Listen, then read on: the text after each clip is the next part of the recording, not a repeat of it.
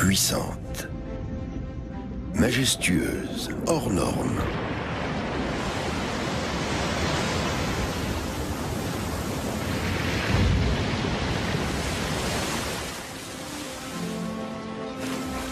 Pacifique et joueuse. Elles n'ont pratiquement pas de prédateurs ni d'ennemis, exception faite de l'homme.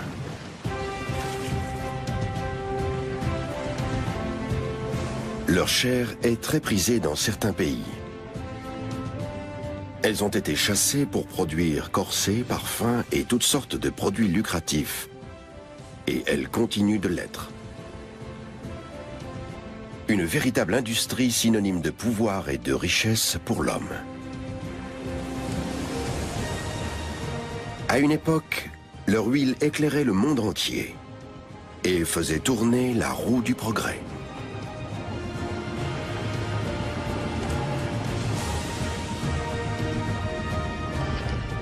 Le destin de l'humanité aurait été bien différent sans les baleines.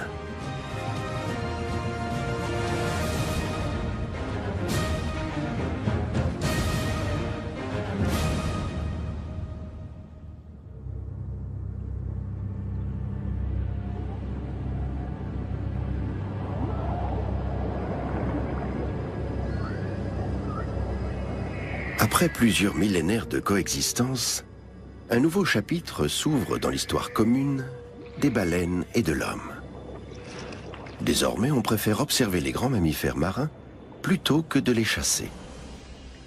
Les photographier au lieu de les harponner. Le contact s'est pacifié.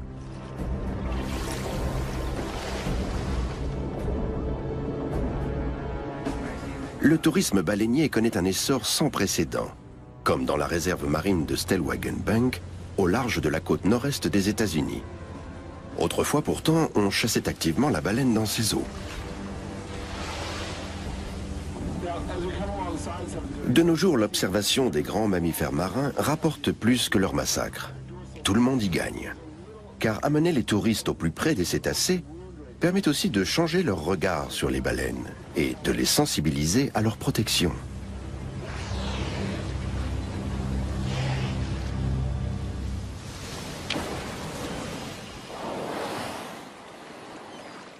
Les premières représentations de baleines datent de plus de 3000 ans. Il s'agit de motifs gravés dans une défense de morse découverte tout récemment et qui évoquent la vie quotidienne des habitants des côtes arctiques. 4 hommes traquent une baleine à bord d'une embarcation.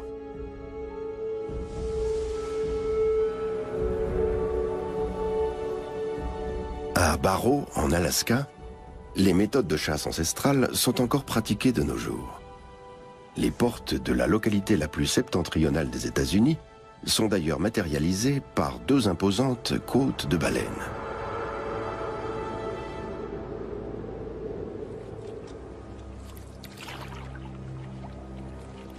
Les Esquimaux Inupiat chassent la baleine depuis des temps immémoriaux.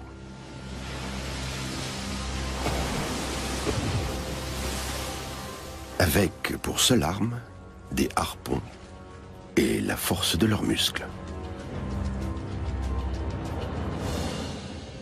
Cette activité essentielle dans la vie de la communauté Inupiat est aussi la base de leur identité culturelle. Elle perdure sous cette forme, malgré les progrès de la technologie et de la motorisation.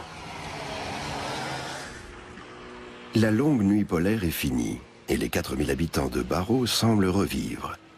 Chacun fait à sa façon cette mobilité retrouvée.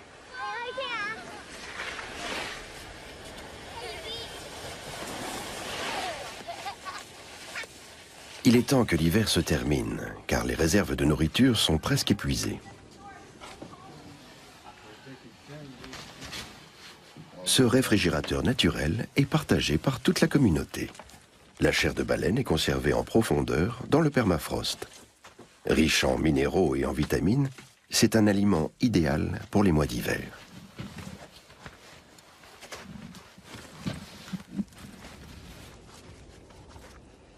Les fanons de baleine sont également récupérés.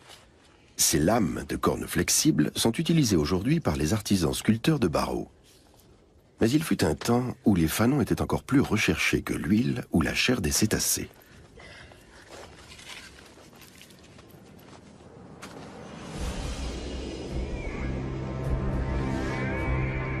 Certaines baleines, les mysticètes, sont dépourvues de dents et se servent de leurs fanons pour filtrer le krill et les petits poissons qu'elles attrapent. Avec leur gueule gigantesque, elles absorbent d'énormes quantités d'eau. Les fanons retiennent ces proies minuscules que la baleine peut ensuite avaler sans les mâcher. Elles en ingurgitent plusieurs tonnes par jour.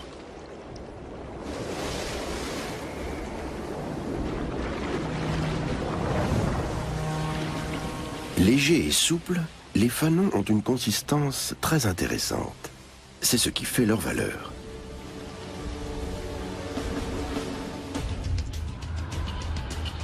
Mais la chasse aux fanons est une activité dangereuse. Car c'est la baleine boréale, ou baleine du Groenland, qui fournit les plus longs spécimens. Comme son nom l'indique, elle vit dans les eaux froides du Grand Nord. Les fanons sont grattés et polis directement à bord du baleinier.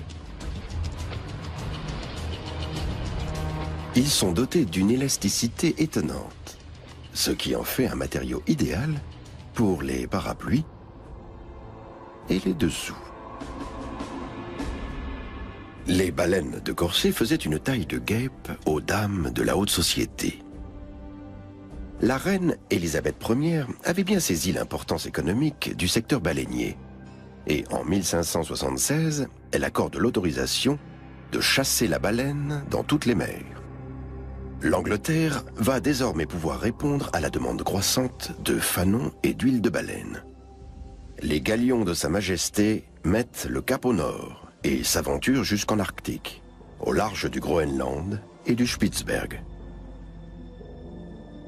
Les baleines sont harponnées lorsqu'elles remontent à la surface, depuis de simples canaux. Cette technique restera pratiquement inchangée jusqu'au XIXe siècle. Les harpons de l'époque nous livrent d'ailleurs d'étonnants secrets sur l'âge des cétacés. Pour en savoir plus, nous retournons en Alaska, à la station biologique de Barrow.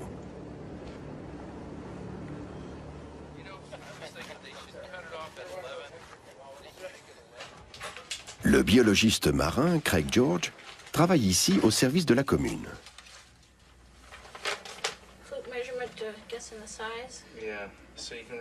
Il étudie la population des baleines boréales et leur longévité. Une pointe de harpon lui a permis de faire une découverte sensationnelle.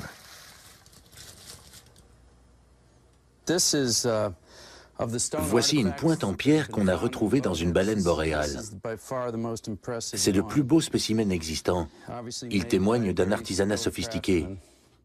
Selon les archéologues, ce mode de fabrication a été utilisé pendant des centaines d'années. Mais ce type de harpon a été abandonné vers les années 1880 et remplacé par des armes américaines. Ça nous oblige à revoir nos hypothèses en ce qui concerne la longévité des baleines boréales. La baleine boréale en question aurait donc été âgée de 130 ans au moins.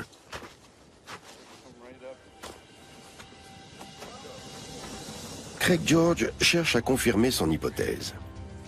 D'autres méthodes permettent de déterminer l'âge des baleines.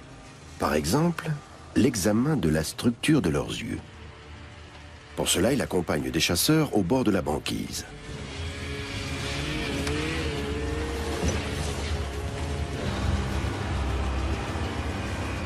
À terre, les motoneiges ont aujourd'hui remplacé les traîneaux. Mais les peaux de phoque continuent de garnir les canaux.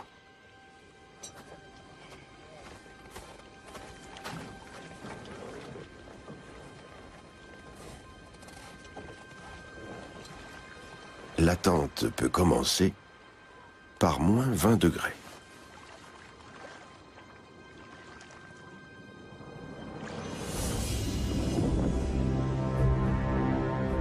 Chaque année au printemps, les baleines longent la banquise de l'Alaska pour migrer ensuite vers le sud. Ces eaux regorgent de plancton dont elles sont friandes. Avec la luminosité croissante liée au retour des beaux jours, de petits crustacés comme les copépodes se multiplient de façon exponentielle.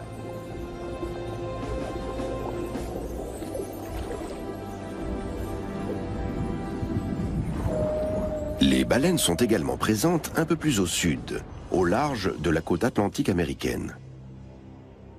Le navire qui accoste ici à l'été 1620 va entrer dans l'histoire, le Mayflower. À son bord, des immigrants, des protestants fuyant les persécutions en Europe.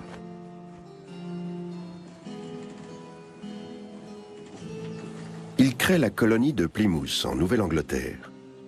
Un musée en plein air retrace leur épopée. John y joue le rôle de l'un de ses pères pèlerins.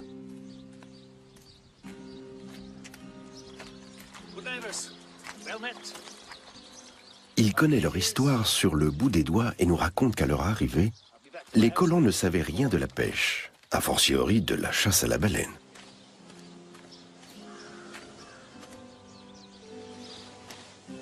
Je me souviens très bien. Nous approchions de la côte à bord du Mayflower, quand une énorme baleine s'est approchée du navire à portée de mousquet. Quelques-uns ont tenté de l'atteindre d'un coup de feu, mais l'animal s'est contenté de souffler avant de s'éloigner. Les marins nous ont dit que nous pourrions vendre à bon prix l'huile et les os des baleines, et qu'elles étaient fort nombreuses dans les parages. Dans un premier temps, les nouveaux arrivants s'approchent prudemment des baleines échouées, qui leur étaient sans doute familières lorsqu'ils étaient encore en Europe. C'est en 1712 que les colons tuent leur premier cachalot, un carnassier muni non pas de fanons, mais de dents redoutables.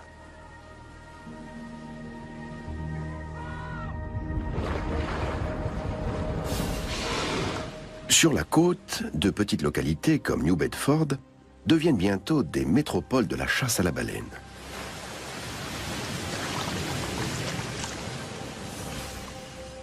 L'huile de baleine rapporte gros, et bien des pèlerins deviennent rapidement des entrepreneurs. C'est le cas de William Roach, un millionnaire de New Bedford.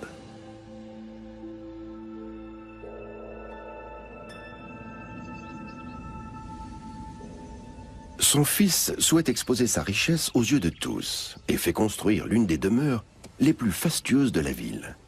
Il se lance à son tour dans le secteur baleinier et accroît encore la richesse paternelle.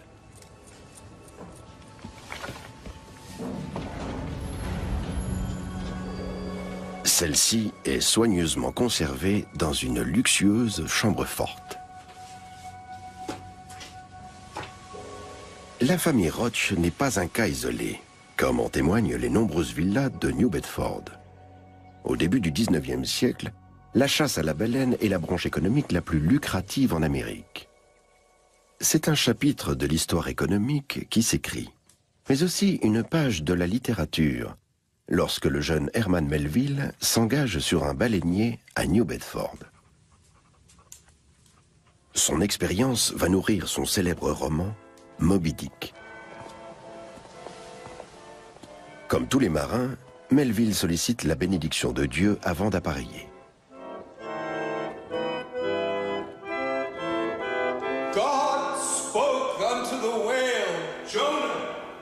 Chacun prie pour revenir sain et sauf, car la mer fait de nombreuses victimes. Il est à peine besoin de dire quels étaient mes sentiments, alors que je contemplais ces marbres où s'inscrivait le sort des pêcheurs embarqués avant moi. Les hommes restent en mer pendant 3 ou 4 ans, sans contact avec leur famille.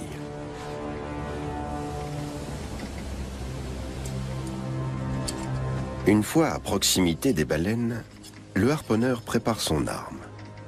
Il va maintenant jouer un rôle capital. Melville s'interroge. Comment se fait-il que nous, baleiniers d'Amérique, nous surpassions à présent en nombre la totalité des autres baleiniers du monde? Que nous ayons une flotte de plus de 700 navires menés par 18 000 hommes. Des navires ramenant chaque année dans nos ports une moisson bien gagnée de 7 millions de dollars.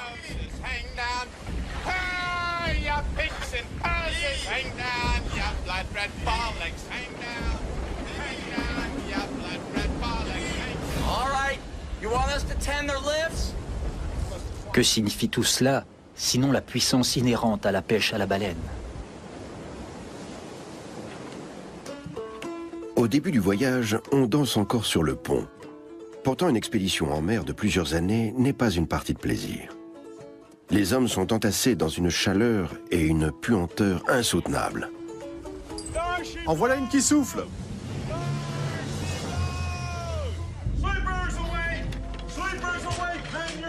Une fois encore, l'équipage est mobilisé.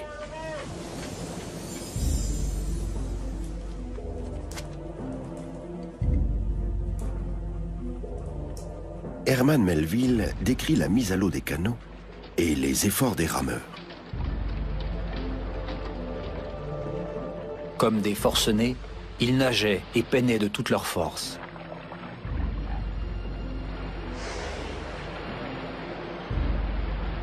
Jusqu'à ce que le cri attendu jaillit. Debout, pique!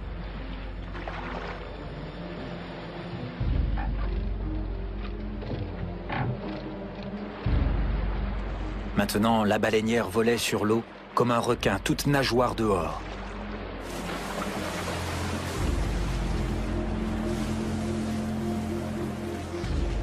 Par chance, Melville ne connaît pas ce triste sort. La pelle utilisée pour le dépeçage de la baleine est du meilleur acier. On la maintient toujours parfaitement aiguisée et en cours de travail, on l'affûte de temps à autre comme un rasoir. Comme le lard enveloppe la baleine à la manière dont l'écorce recouvre une orange, on la pèle souvent en spirale, comme on épluche ce fruit. Le lard de la baleine est transformé en huile dans de grandes cuves installées sur le pont.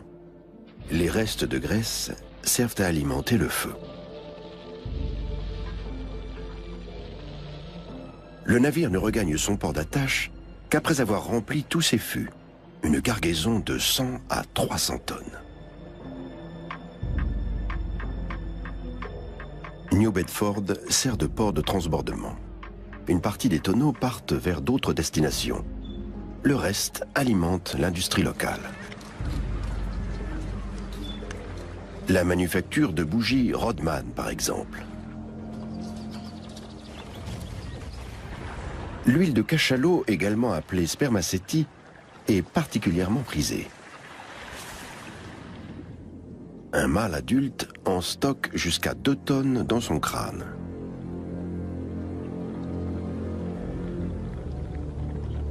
Mais les jeunes animaux sont également convoités, car leur mère n'est jamais très loin, ce qui permet de faire d'une pierre deux coups.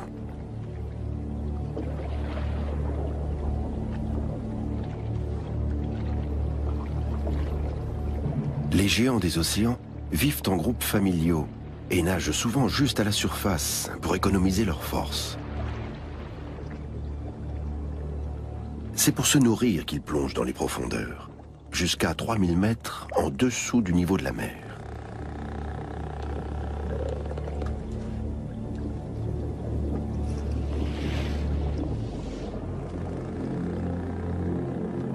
Dans ce royaume où l'obscurité règne en maître, vit le calmar géant, l'un des plus grands céphalopodes. Le cachalot émet des ultrasons pour repérer sa proie.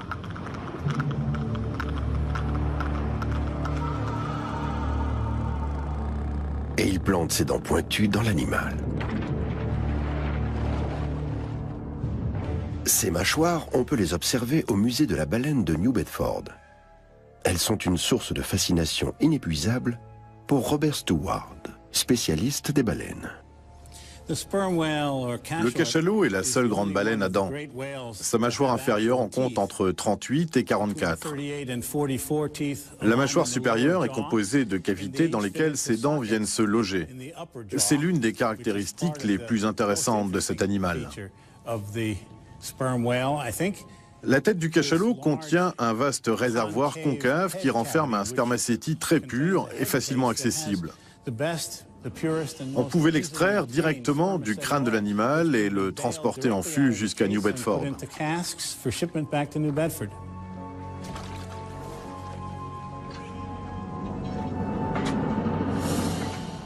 Le spermacétie ne fond qu'à une température très élevée et peut donc servir à graisser les machines.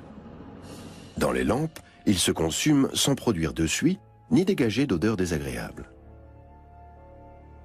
Il permet également de fabriquer des crèmes et des pâtes pour entretenir les cuirs ou imperméabiliser les chaussures. Sans oublier du savon ou encore de l'huile fine pour les machines à coudre.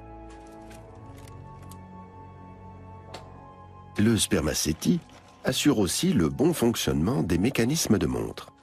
Plus tard, il est utilisé comme additif par la toute jeune industrie automobile.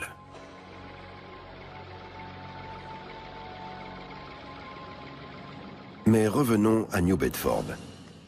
Ici, on est particulièrement fier des bougies à base de spermacétie. Cette huile et ces bougies brûlaient longtemps, avec une flamme claire et sans dégager de fumée.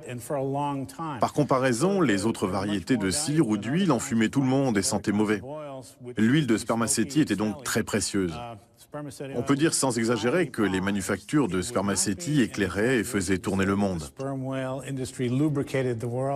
À New Bedford, nous tenons à souligner aujourd'hui le rôle central qu'a joué autrefois notre petite localité dans la marche du monde.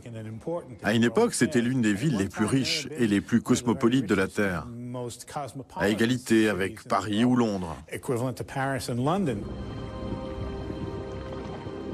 On ignore encore dans quel but précis le cachalot produit ce spermacétie. Il se peut qu'il l'aide à plonger. Pour en savoir plus, nous nous rendons au musée marin de Stralsund, dans le nord de l'Allemagne.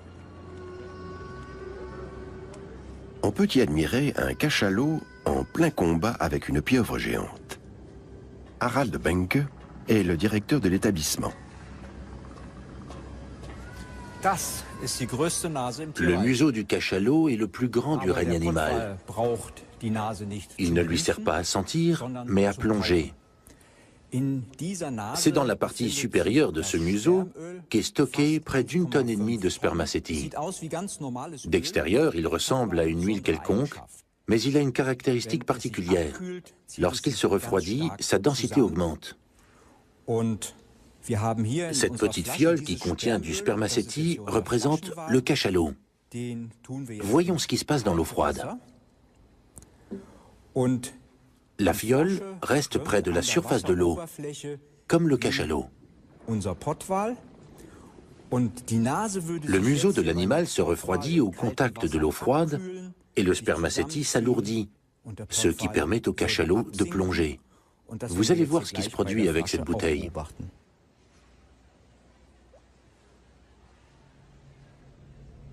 Une descente dans les profondeurs. La technique de chasse du cachalot est mal connue, mais elle ressemble peut-être à ceci.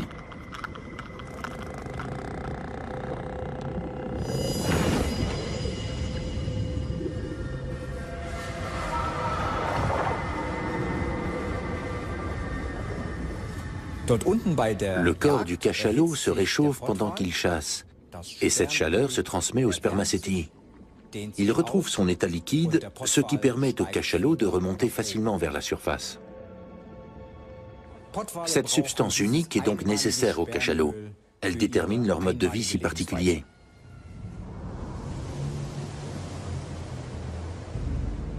L'huile de baleine est un moteur de l'économie. Les flottes baleinières ne cessent de grandir, tout comme les profits. Cet essor stimule la construction navale et crée de nouveaux emplois. C'est l'âge d'or des chantiers navals. En certaines périodes, jusqu'à 550 baleiniers quittent le port de New Bedford pour les 4 coins du monde.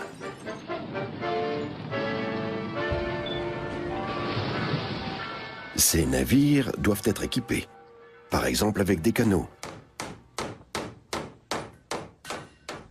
Il faut aussi des forges pour les harpons, des voileries et des corderies pour le gréement. Autant d'activités qui bénéficient du massacre des cétacés. Voici le bilan d'une semaine fructueuse. Chaque baleine tuée est consignée dans ce registre. Les baleiniers s'aventurent toujours plus loin et prennent tous les risques. 2000 expéditions se lancent à l'assaut de l'océan Arctique, au seul départ de New Bedford. Mais 1871 est une année noire pour le secteur baleinier américain. Une trentaine de navires restent bloqués dans les glaces. New Bedford en perd 22.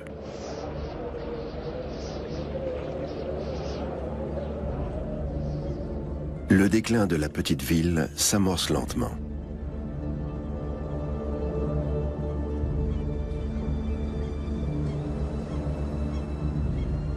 Aujourd'hui, c'est une petite localité portuaire touristique. Mais Moby Dick et ses congénères y restent omniprésents.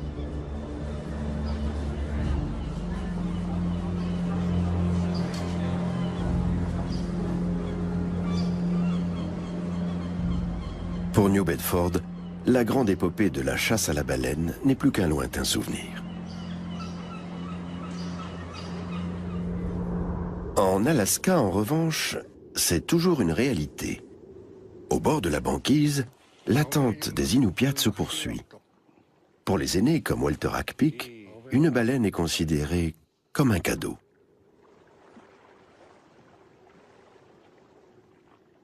Dans la chasse à la baleine, le plus important, c'est de se montrer respectueux.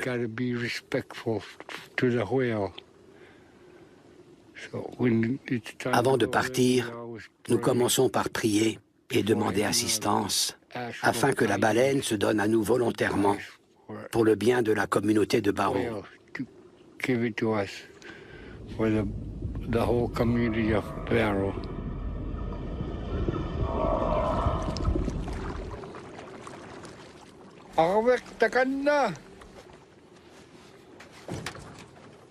Walter a repéré une baleine.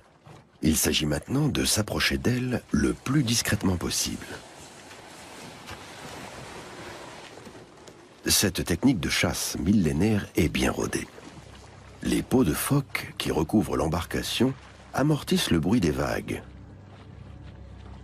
C'est le plus léger et le plus silencieux des bateaux, idéal pour ce genre d'activité. Le moindre son se répercute très loin sous l'eau. Et les baleines ont l'ouïe fine.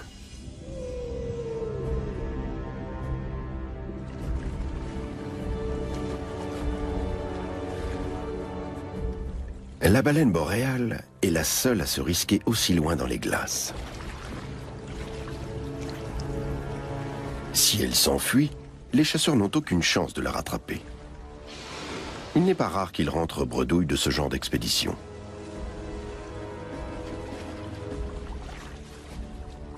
Plus que quelques mètres.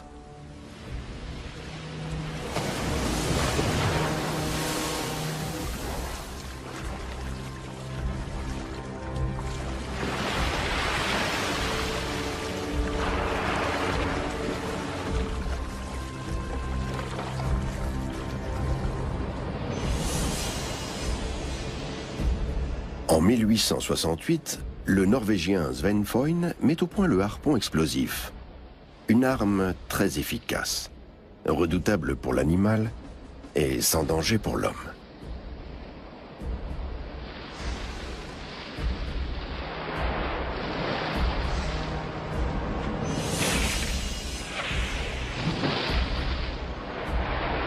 La pointe du harpon explose une fois plantée dans le corps de la baleine.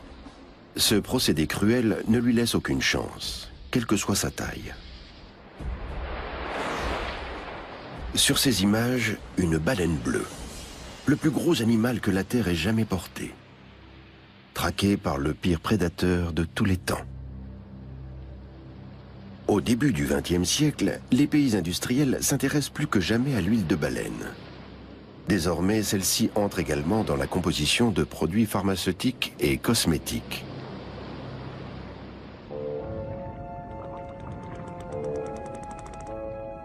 La question de la conservation de l'espèce est esquivée. Pourtant, un cachalot femelle ne met au monde qu'un unique baleineau tous les 3 ou 5 ans, et l'allait ensuite pendant au moins 1 an. Il faut 15 ans pour qu'une femelle soit à son tour en âge de se reproduire.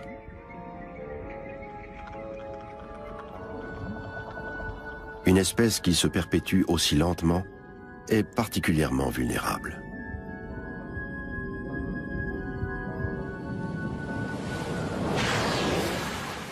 Mais après avoir ravagé l'Arctique, les grands pays s'attaquent sans état d'âme à l'Antarctique. Au début du XXe siècle, l'océan austral regorge de cétacés.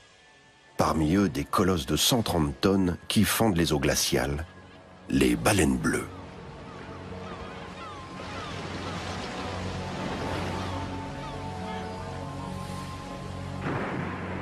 Ce paradis naturel d'un blanc immaculé devient bientôt un sanglant champ de bataille.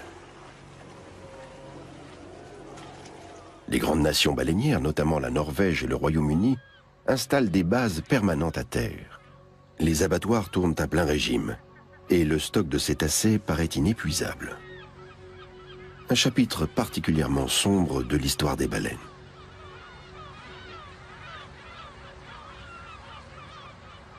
Grudviken, petite ville du bout du monde, fait même construire un cinéma.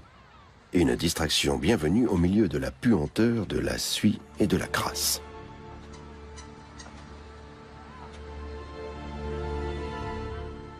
Entre 1910 et 1965, 1 400 000 baleines sont transformées ici.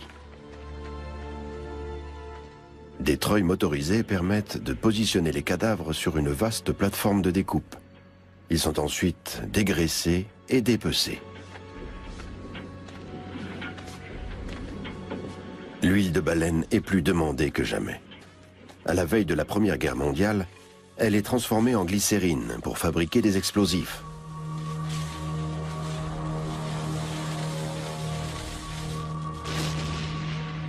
Elle est mise au service de la machine de destruction guerrière.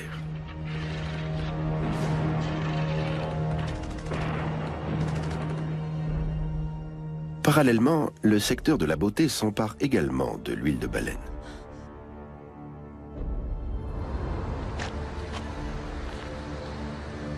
Depuis des siècles, la parfumerie utilise l'ambre gris, une concrétion intestinale du cachalot.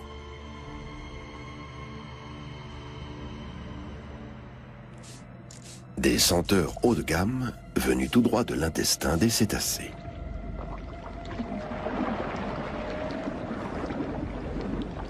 Les paisibles géants marins sont de plus en plus considérés comme une matière première et non comme des êtres vivants. Nul ne se préoccupe de leur mode de vie en clans familiaux, de leurs souffrances ou de leurs ressentis. Leur valeur commerciale est la seule chose qui compte. Une baleine à bosse et son petit, qui pèse déjà 1,5 tonnes. Dès sa naissance, la mère a aidé son baleineau à atteindre la surface pour sa toute première respiration. Année après année, les baleines inventent de nouveaux champs.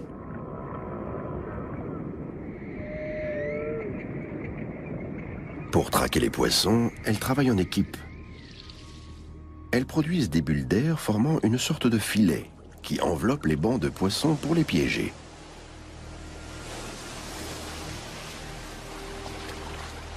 Elles n'ont alors plus qu'à se servir.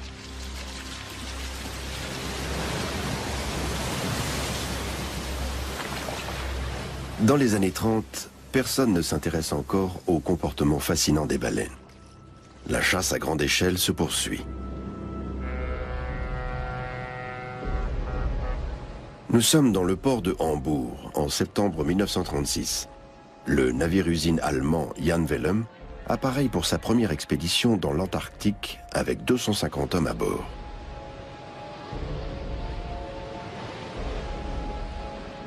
L'Allemagne est confrontée à une pénurie de matières grasses, qu'elle entend combler grâce à l'huile de baleine.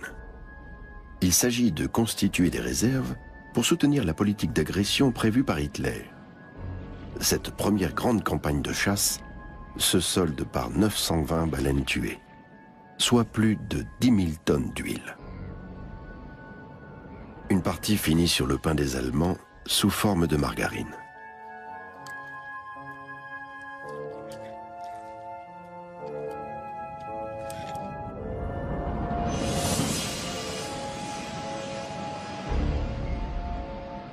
d'autres utilisations domestiques font leur apparition. Même la lessive est désormais à base d'huile de baleine.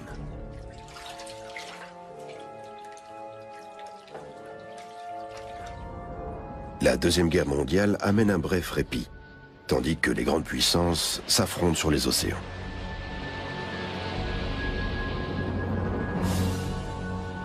Retour à Barrow. Le drapeau indique qu'une baleine boréale a été pêchée.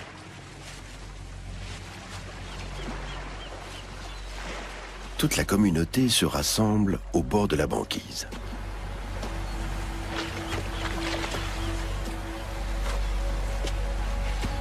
Malgré son jeune âge, l'animal pèse déjà 12 tonnes. Pour le déplacer, pas question d'utiliser le moindre engin motorisé. Tout se fait à l'aide d'une poulie et à la force des muscles.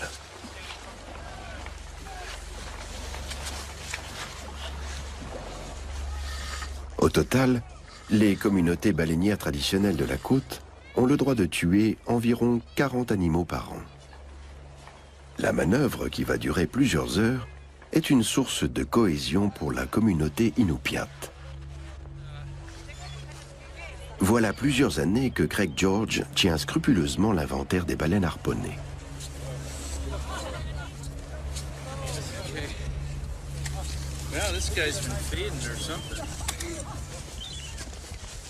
Il prélève des échantillons de sang et de tissu afin d'en savoir plus sur la filiation de l'animal et sur les clans familiaux formés par les baleines boréales. Le biologiste s'intéresse aussi à l'œil du cétacé pour tester une méthode censée déterminer l'âge des baleines. Il pourra ensuite l'appliquer à des animaux plus âgés.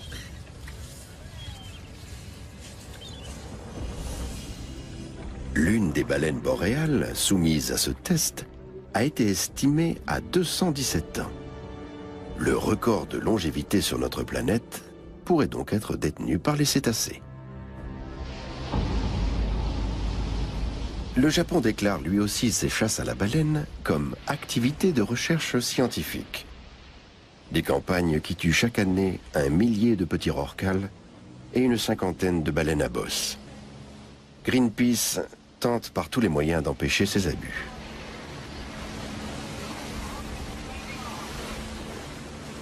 Le pays invoque sa tradition ancestrale de chasse à la baleine. Cependant, les techniques de pointe qu'il emploie n'ont plus rien à voir avec la tradition évoquée.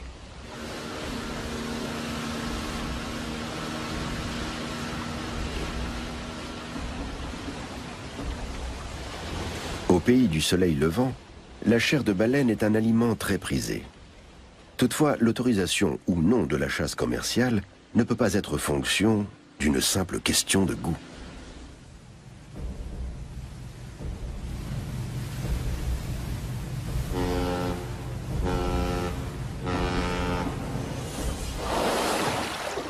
Dans les eaux de la réserve de Stellwagen Bank, on a opté pour une autre solution. Ici, la recherche sur les cétacés va de pair avec le tourisme baleinier.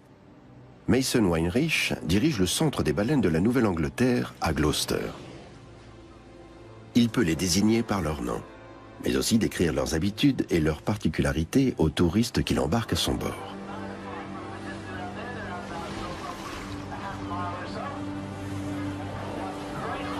Il assure lui-même les commentaires, tandis que son assistante, Sarah, met les passagers à contribution pour photographier les mammifères. Plus de 900 cétacés ont ainsi pu être identifiés à ce jour.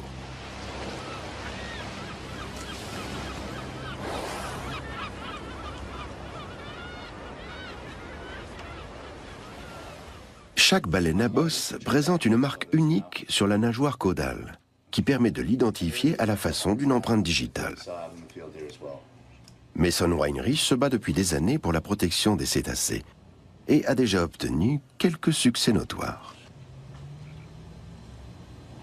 Nos recherches ont déjà porté leurs fruits. Stellwagen Bank est désormais une réserve marine nationale.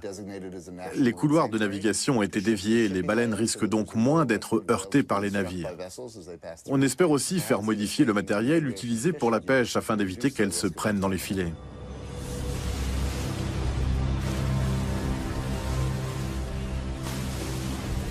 Aujourd'hui, la plupart des pays du monde ont renoncé à chasser les grands cétacés.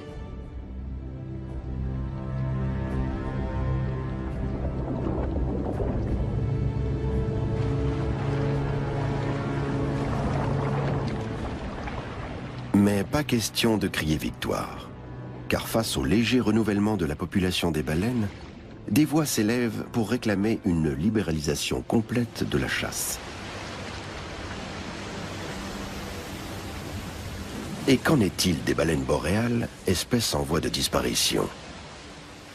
Craig George dresse le bilan de plusieurs années d'observation. Quand nous avons commencé à les recenser, elles étaient environ 4000.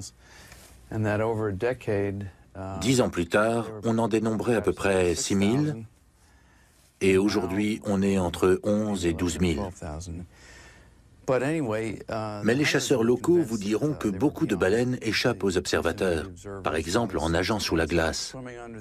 On s'en doutait dans une certaine mesure, mais il s'avère que des milliers d'animaux échappent à notre comptabilisation.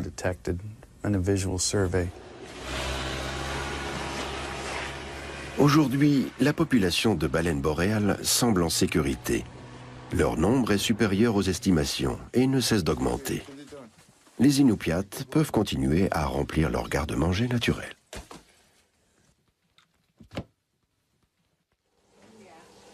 C'est l'heure du traditionnel repas pris en commun. Au menu, chair de baleine sous toutes ses formes, agrémentée d'une sauce à base de graisse de morse. Ce drapeau visible de loin invite les habitants aux festivités. Toute la communauté de Barrow se retrouve autour d'une même table. Selon les croyances inupiates, c'est une façon de favoriser le retour des baleines l'an prochain. Ce repas nourrit aussi l'âme et la cohésion de la petite ville.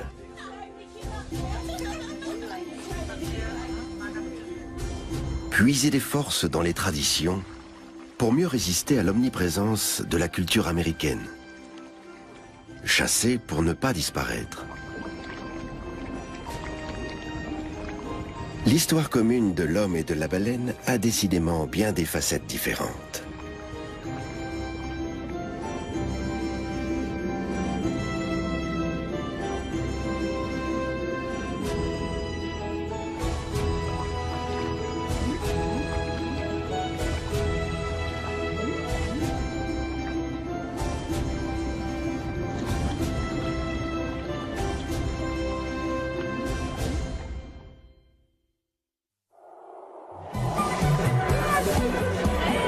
Ah, ce mal qui nous...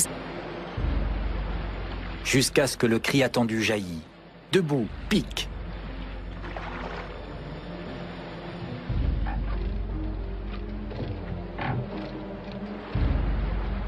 Maintenant, la baleinière volait sur l'eau comme un requin, toute nageoire dehors.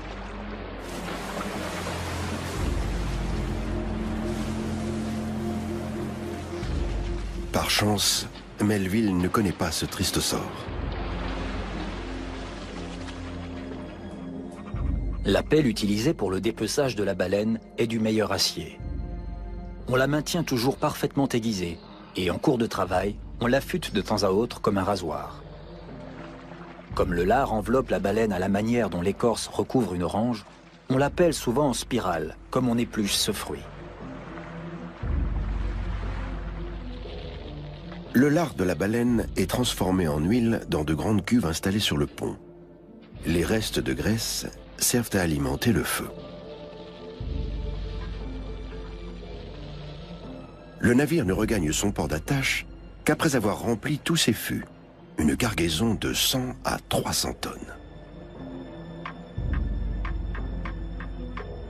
New Bedford sert de port de transbordement. Une partie des tonneaux partent vers d'autres destinations. Le reste alimente l'industrie locale. La manufacture de bougies Rodman, par exemple. L'huile de cachalot, également appelée spermaceti, est particulièrement prisée. Un mâle adulte en stocke jusqu'à 2 tonnes dans son crâne.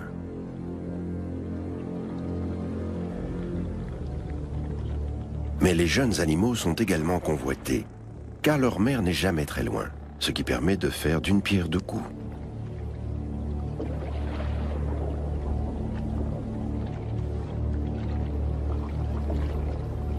Les géants des océans vivent en groupes familiaux et nagent souvent juste à la surface pour économiser leurs forces.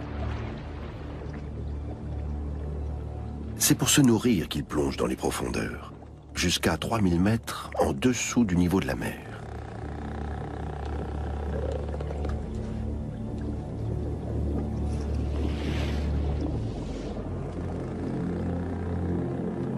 Dans ce royaume où l'obscurité règne en maître, vit le calmar géant, l'un des plus grands céphalopodes.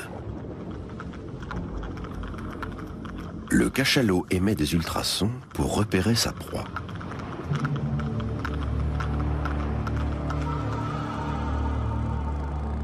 Et il plante ses dents. Entre 1910 et 1965, 1 400 000 baleines sont transformées ici. Des treuils motorisés permettent de positionner les cadavres sur une vaste plateforme de découpe. Ils sont ensuite dégraissés et dépecés. L'huile de baleine est plus demandée que jamais. À la veille de la Première Guerre mondiale, elle est transformée en glycérine pour fabriquer des explosifs.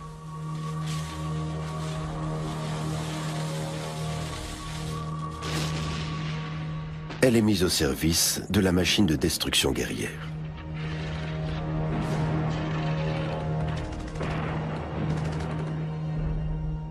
Parallèlement, le secteur de la beauté s'empare également de l'huile de baleine.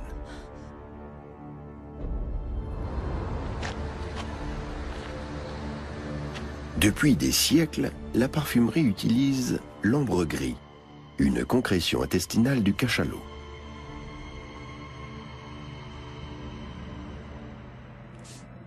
Des senteurs haut de gamme venues tout droit de l'intestin des cétacés.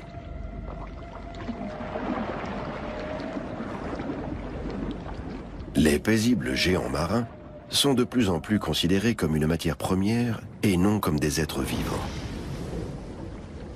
Nul ne se préoccupe de leur mode de vie en clans familiaux, de leurs souffrances ou de leurs ressentis. Leur valeur commerciale est la seule chose qui compte. Une baleine à bosse et son petit, qui pèse déjà 1,5 tonnes.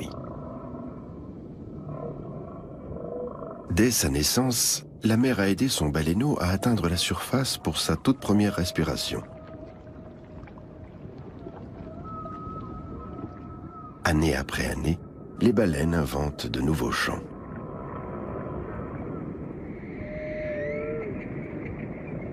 Pour traquer les poissons, elles travaillent en équipe. Elles produisent des bulles d'air formant une sorte de filet qui enveloppe les bancs de poissons pour les piéger.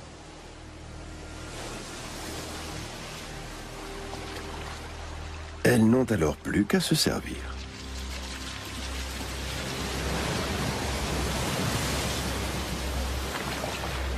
Dans les années 30, personne ne s'intéresse encore au comportement fascinant des baleines. La chasse à grande échelle se poursuit. Nous sommes dans le port de Hambourg, en septembre 1936. Le navire-usine allemand Jan Wellem appareille pour sa première expédition dans l'Antarctique avec 250 hommes à bord. Une pointe de harpon lui a permis de faire une découverte sensationnelle.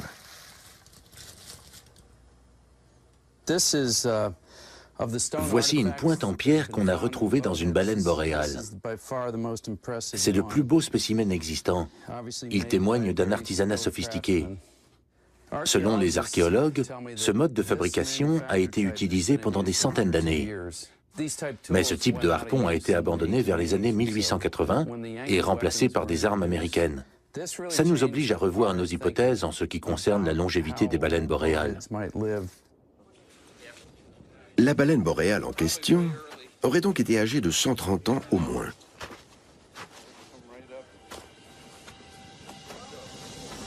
Craig George cherche à confirmer son hypothèse. D'autres méthodes permettent de déterminer l'âge des baleines, Par exemple, l'examen de la structure de leurs yeux. Pour cela, il accompagne des chasseurs au bord de la banquise.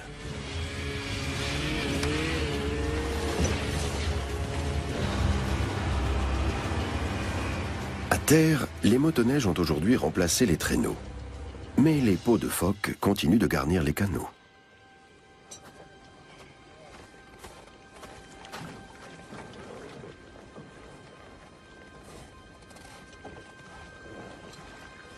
L'attente peut commencer par moins 20 degrés.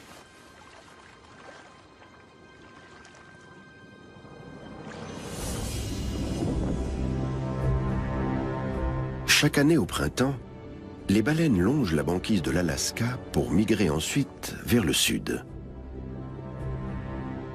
Ces eaux regorgent de plancton dont elles sont friandes. Avec la luminosité croissante liée au retour des beaux jours, de petits crustacés, comme les copépodes, se multiplient de façon exponentielle.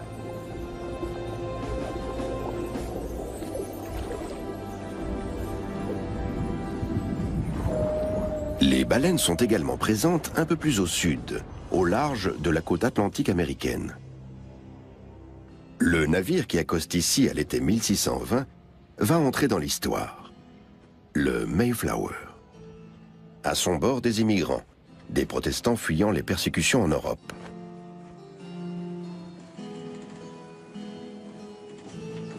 Il crée la colonie de Plymouth, en Nouvelle-Angleterre. Un musée en plein air retrace leur épopée. John y joue le rôle de l'un de ses pères pèlerins.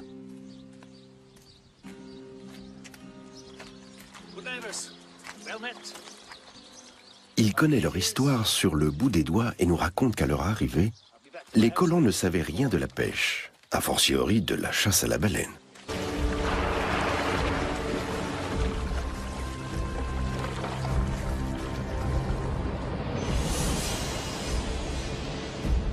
En 1868, le Norvégien Sven Foyn met au point le harpon explosif, une arme très efficace, redoutable pour l'animal et sans danger pour l'homme.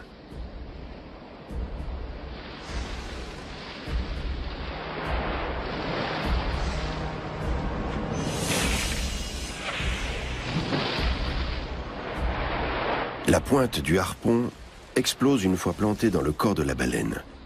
Ce procédé cruel ne lui laisse aucune chance, quelle que soit sa taille. Sur ces images, une baleine bleue, le plus gros animal que la Terre ait jamais porté, traqué par le pire prédateur de tous les temps.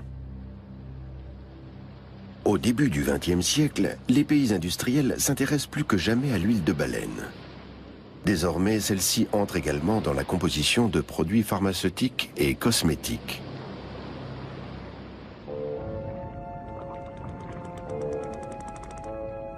La question de la conservation de l'espèce est esquivée. Pourtant, un cachalot femelle ne met au monde qu'un unique baleineau tous les 3 ou 5 ans, et l'allait ensuite pendant au moins 1 an. Il faut 15 ans pour qu'une femelle soit à son tour en âge de se reproduire.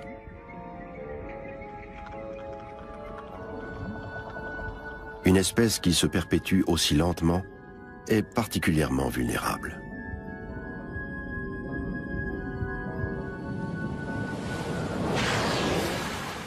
Mais après avoir ravagé l'Arctique, les grands pays s'attaquent sans état d'âme à l'Antarctique.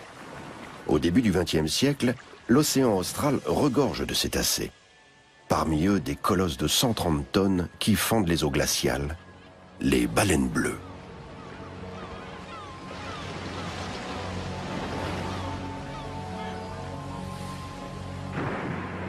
Ce paradis naturel d'un blanc immaculé devient bientôt un sanglant champ de bataille. Les grandes nations baleinières, notamment la Norvège et le Royaume-Uni, installent des bases permanentes à terre. Les abattoirs tournent à plein régime et le stock de cétacés paraît inépuisable. Un chapitre particulièrement sombre de l'histoire des baleines.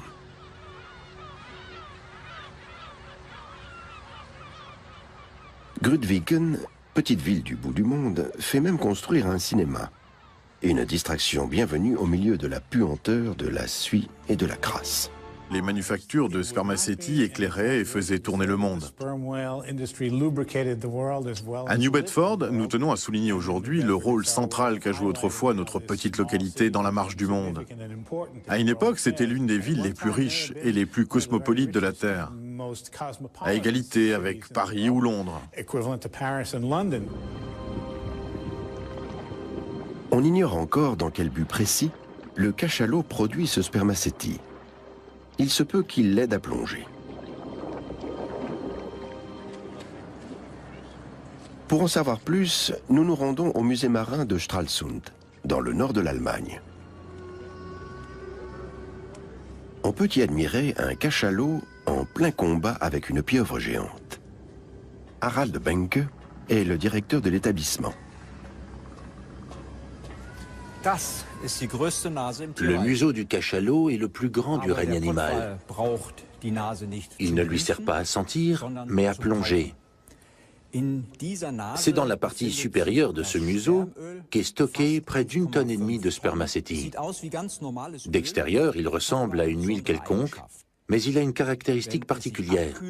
Lorsqu'il se refroidit, sa densité augmente. Cette petite fiole qui contient du spermacétie représente le cachalot. Voyons ce qui se passe dans l'eau froide. La fiole reste près de la surface de l'eau, comme le cachalot. Le museau de l'animal se refroidit au contact de l'eau froide et le spermacétie s'alourdit, ce qui permet au cachalot de plonger. Vous allez voir ce qui se produit avec cette bouteille.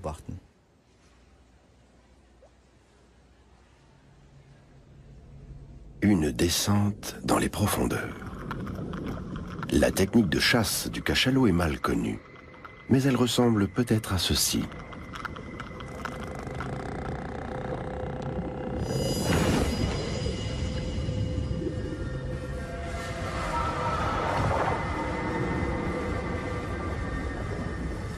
Le corps du cachalot se réchauffe pendant qu'il chasse, et cette chaleur se transmet au spermacétie.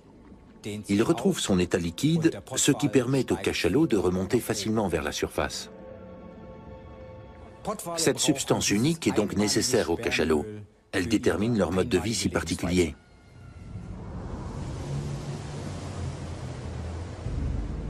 L'huile de baleine est un moteur de l'économie.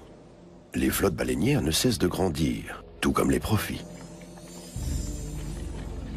Cet essor stimule la construction navale et crée de nouveaux emplois. C'est l'âge d'or des chantiers navals. Une véritable industrie synonyme de pouvoir et de richesse pour l'homme. À une époque, leur huile éclairait le monde entier et faisait tourner la roue du progrès.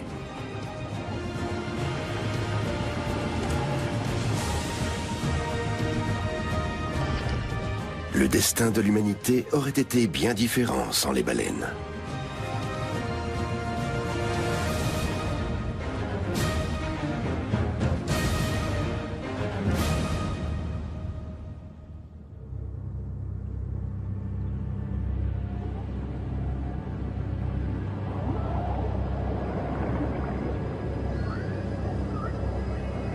Après plusieurs millénaires de coexistence, un nouveau chapitre s'ouvre dans l'histoire commune des baleines et de l'homme. Désormais, on préfère observer les grands mammifères marins plutôt que de les chasser. Les photographier au lieu de les harponner. Le contact s'est pacifié.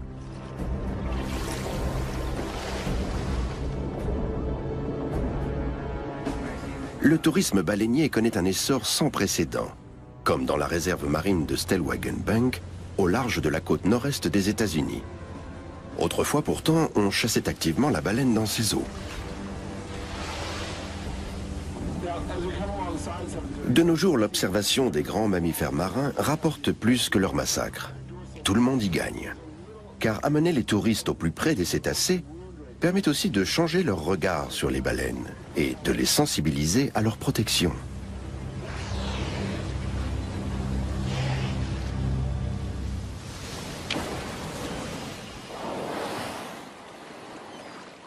Les premières représentations de baleines datent de plus de 3000 ans.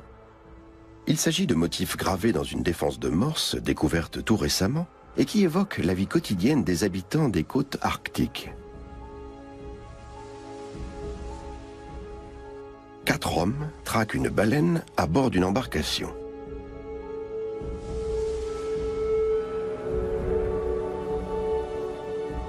À Barrow, en Alaska, les méthodes de chasse ancestrales sont encore pratiquées de nos jours.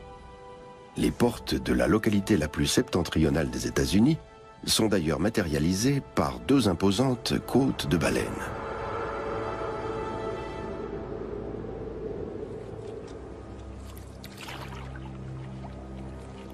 Les Esquimaux Inupiat chassent la baleine depuis des temps immémoriaux.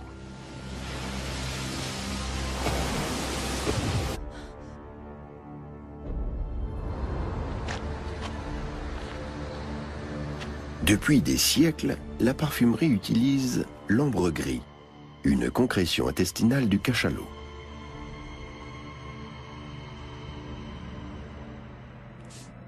Des senteurs haut de gamme venues tout droit de l'intestin des cétacés.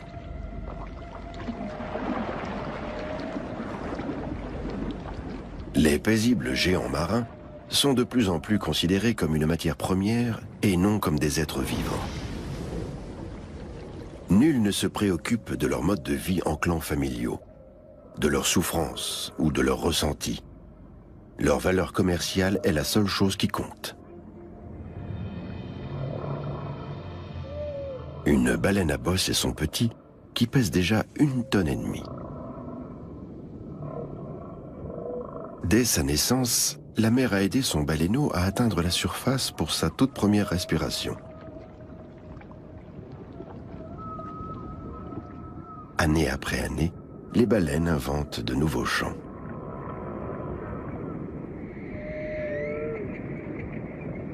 Pour traquer les poissons, elles travaillent en équipe. Elles produisent des bulles d'air formant une sorte de filet qui enveloppe les bancs de poissons pour les piéger.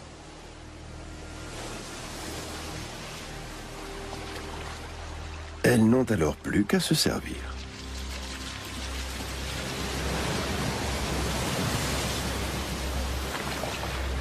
Dans les années 30, personne ne s'intéresse encore au comportement fascinant des baleines. La chasse à grande échelle se poursuit.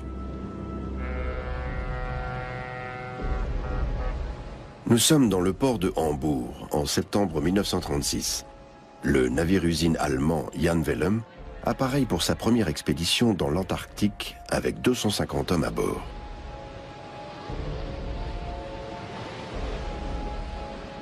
L'Allemagne est confrontée à une pénurie de matières grasses, qu'elle entend combler grâce à l'huile de baleine. Il s'agit de constituer des réserves pour soutenir la politique d'agression prévue par Hitler. Cette première grande campagne de chasse se solde par 920 baleines tuées, soit plus de 10 000 tonnes d'huile. Une partie finit sur le pain des Allemands sous forme de margarine.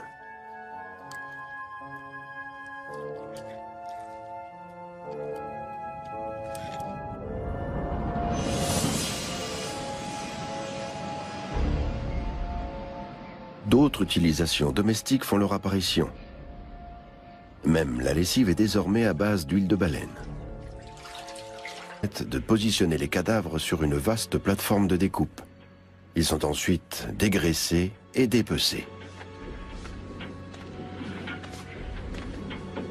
L'huile de baleine est plus demandée que jamais. À la veille de la Première Guerre mondiale, elle est transformée en glycérine pour fabriquer des explosifs.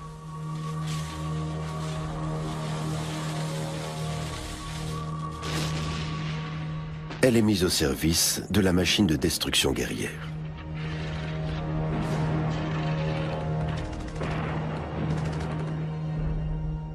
Parallèlement, le secteur de la beauté s'empare également de l'huile de baleine.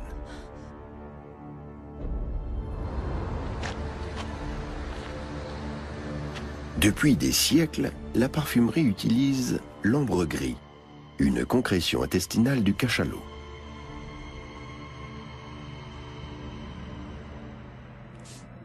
Des senteurs haut de gamme venues tout droit de l'intestin des cétacés.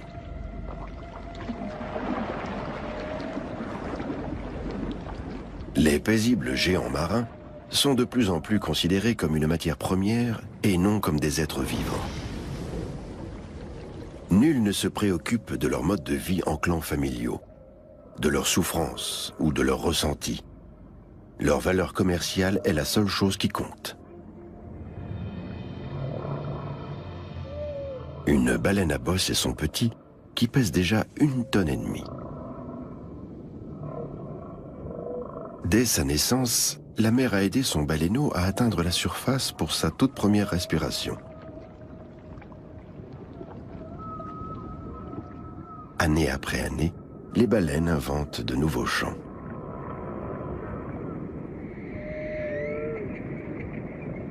Pour traquer les poissons, elles travaillent en équipe. Elles produisent des bulles d'air formant une sorte de filet qui enveloppe les bancs de poissons pour les piéger.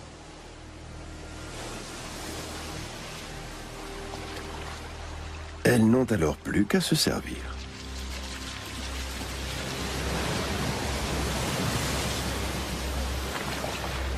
Dans les années 30, personne ne s'intéresse encore au comportement fascinant des baleines.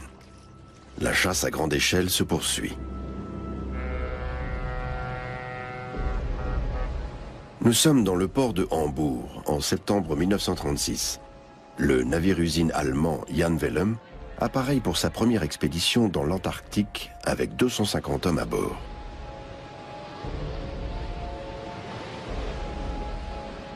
L'Allemagne est confrontée à une pénurie de matières grasses, qu'elle entend combler grâce à l'huile de baleine. Il s'agit de appareille pour sa première expédition dans l'Antarctique avec 250 hommes à bord.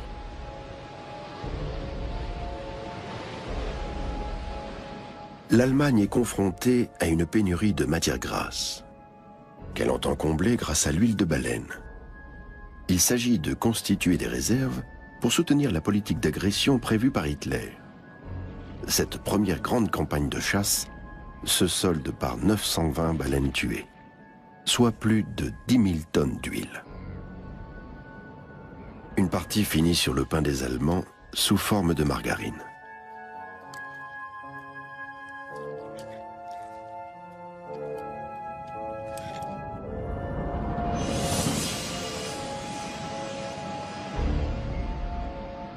D'autres utilisations domestiques font leur apparition. Même la lessive est désormais à base d'huile de baleine.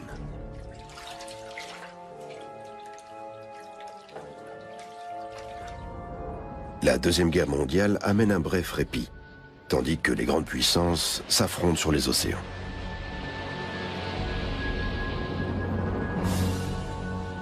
Retour à Barrow.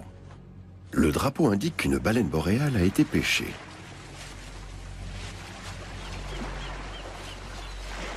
Toute la communauté se rassemble au bord de la banquise.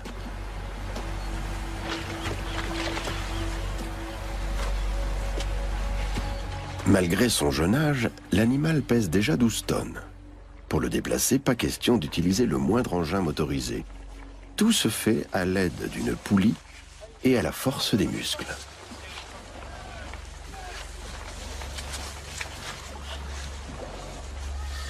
Au total, les communautés baleinières traditionnelles de la côte ont le droit de tuer environ 40 animaux par an.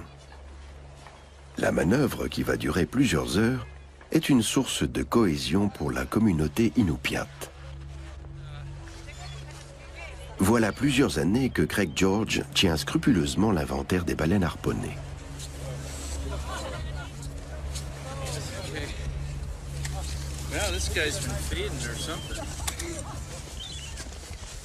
Il prélève des échantillons de sang et de tissu afin d'en savoir plus sur la filiation de l'animal et sur les clans familiaux formés par les baleines boréales. Le biologiste s'intéresse aussi à l'œil du cétacé pour tester une méthode censée déterminer l'âge des baleines. Il pourra ensuite l'appliquer à des animaux plus âgés.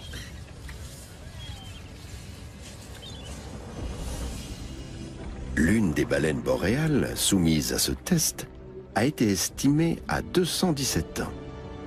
le record de long.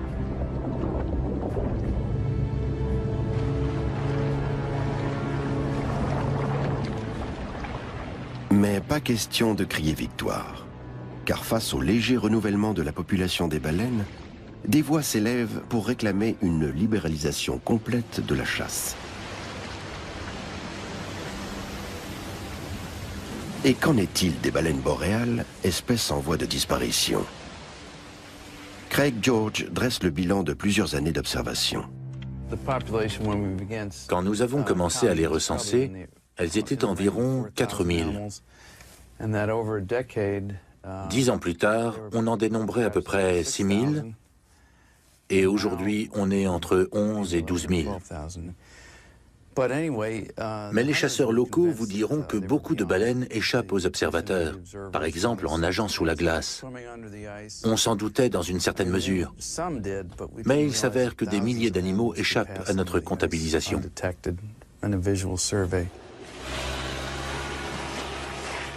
Aujourd'hui, la population de baleines boréales semble en sécurité. Leur nombre est supérieur aux estimations et ne cesse d'augmenter. Les Inupiats peuvent continuer à remplir leur garde-manger naturel.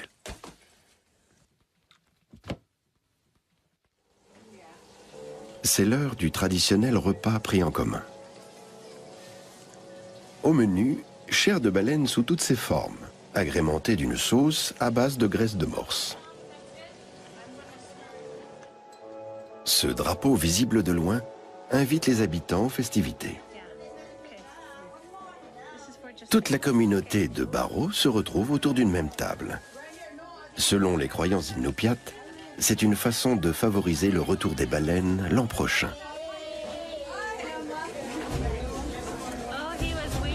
Ce repas nourrit aussi l'âme et la cohésion de la petite ville.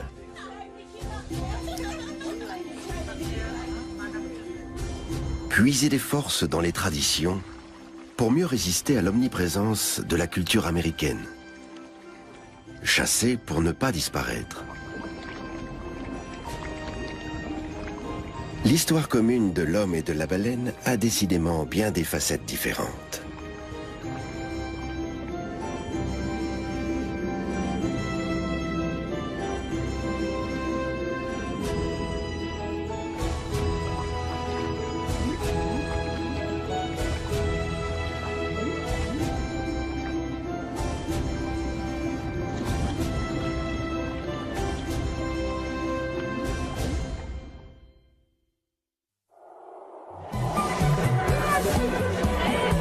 Ah, ce mal qui nous